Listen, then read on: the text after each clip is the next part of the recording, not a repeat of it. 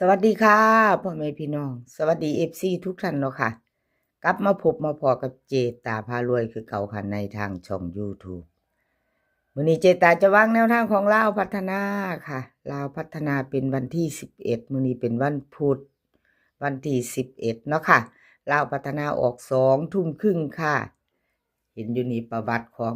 มาดามคำนวณดารามาดามคนสวยรวยน้ำใจค่ะวันที่เก่าของเพิ่นเข้าไปวิ่งลูดเข่าอยู่เด้อค่ะมาดามคนสวยลาวพัฒนาออก509ค่ะ3ตัวบนหาล่างเนาะค่ะของมาดามคนสวยเพิ่นเข้าไปวิ่งตัวหนึ่งอยู่ค่ะตัวหนึ่ง1ตัว2ตัวมา1ตัว2ตัว2งวดติดค่ะวิ่งลูดของมาดามคนสวยของเพิ่นบ่หลุดเด้อค่ะพี่น้องเอาFCสายวิ่งสายลูดจับตามองวิ่งลูดของดารามาดามเด้อค่ะ FC มาดามคำนวณFC อยู่ในช่องของเจตาพารวยเนาะค่ะผู้เพิ่นอาจจะมีผู้เพิ่นติดตามอยู่แล้วล่ะค่ะเพิ่นรับชมรับฟังของมาดามคำนวณอยู่แล้วเนาะมาจับตามองวิ่งลูดของมาดามคำนวณกันเด้อค่ะพี่น้องเข้าไป2งวดติดแล้วเด้อบ่หลุด2ตัวมา1ตัวเนาะจับคู่ไม่เข้าไม่เดินก็ไม่เป็นไรค่ะบ่เป็นหยังมาลุ้นใหม่ไปต่อมื้อนี้เลขทุกตัวเอามาวางเพื่อเป็นแนวทางโปรดใช้วิจารณญาณในการรับชมเป็นอย่างสูงค่ะมื้อนี้เฮามาไปต่อกับมาดามคำนวณเก่าหลุดไปใหม่มาเนาะค่ะของมาดามคำนวณ2ตัวเฮามาลุ้นกันมื้อนี้เพราะว่า2งวดนั้นหลุดแล้วหลุดเลยเนาะค่ะแต่ว่าเพิ่นเข้าไปวิ่งหลุดอยู่2งวดติดเนาะมาดามคำนวณดารามาดามเนาะค่ะคนสวยรวยน้ำใจมาไปต่อกับเพิ่นมื้อนี้ค่ะงามเด้แนวทางเพิ่นก็ได้พุ่นอาดลาดอยู่แนวทางเพิ่นงามคือมาดามนั่นแหละมาดามคำนวณค่ะลาวพัฒนาวิ่งลูดค่ะเพิ่นให้มา3กับ5ค่ะ3กับ5 2ตัว4หาง1315 9395เบิ้ล33หางเดียวเด้อค่ะ3ตัว3หาง593 513 533ค่ะวิ่งลูดเพิ่นเด่น3ร่องหาค่ะมาดาม2ตัวเน้น4หาง131593เน้น2ตัวค่ะ13กับ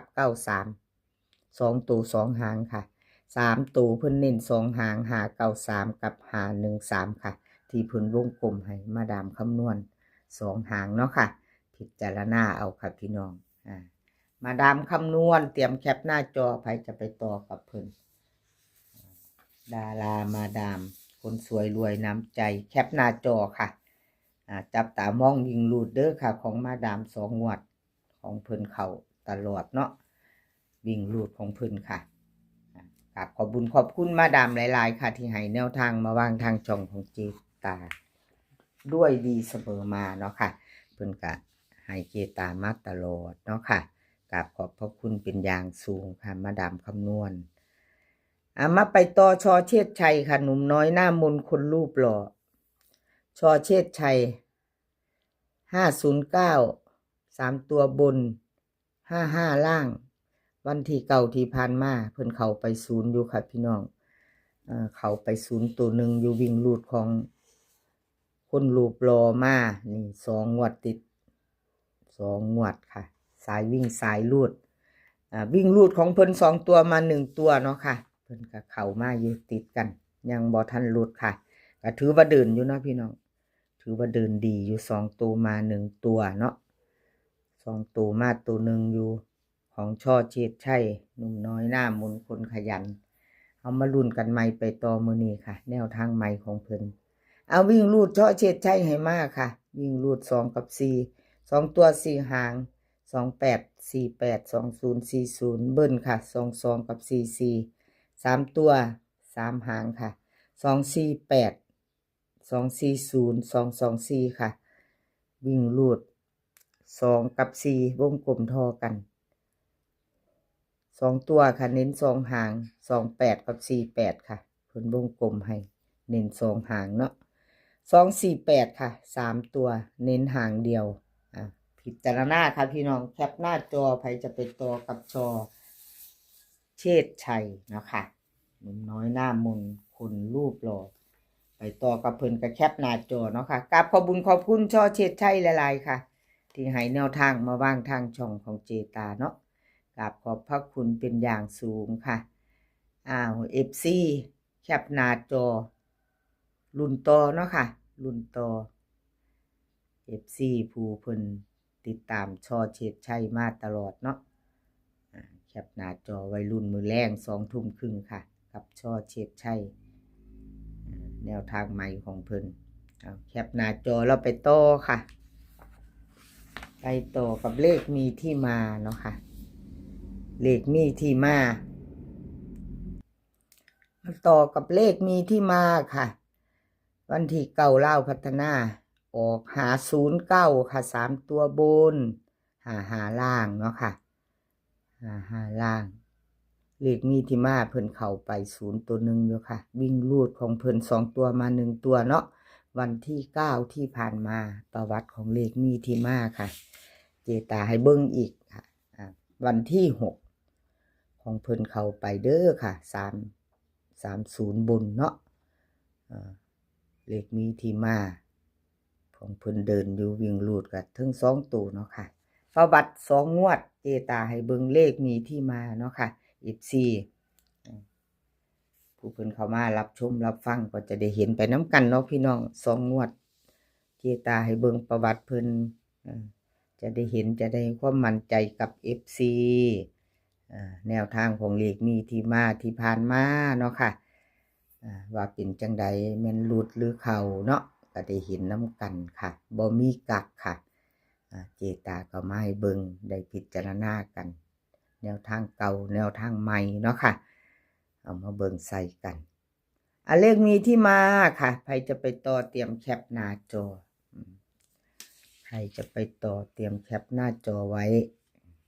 วันที่11เป็นมื้อนี้แล้วค่ะเลขมีที่มาวิ่งรูดเพิ่นให้มา4กับ5ค่ะ2ตัว4หาง4041 5051ค่ะเบิ้ล44กับ55 3ตัว3หางค่ะ450 541 545ค่ะวิ่งรูด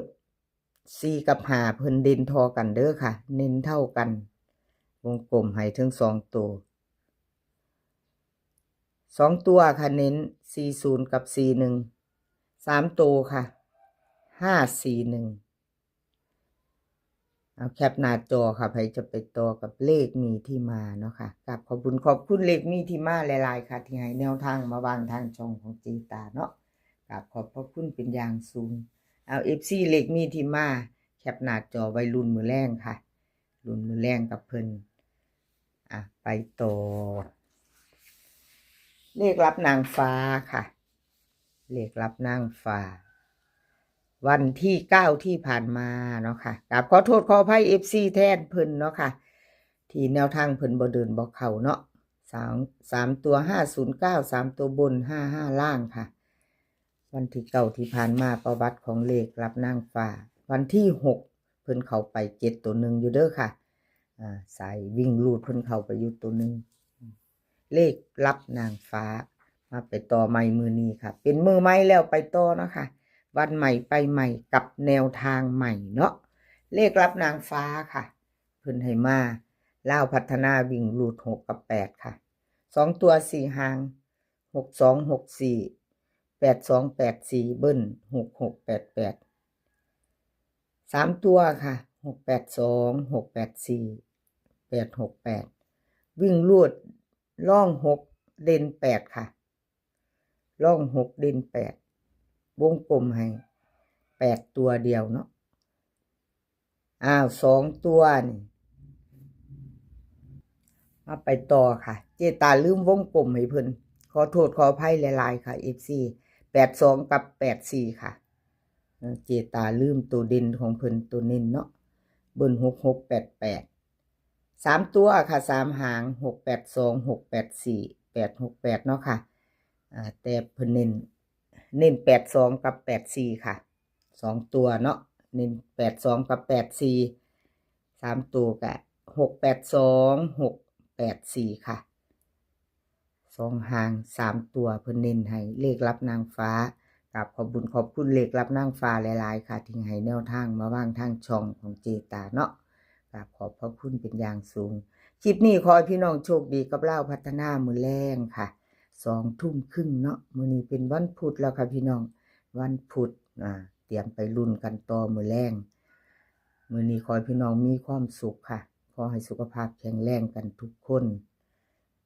เดินทางไปไสก็ขอให้ปลอดภัยค่ะเดินทางไปขอให้มีโชคกลับมาขอให้มีชัยคลิปหน้าพอกันใหม่ค่ะคลิปนี้ก็สวัสดีค่ะ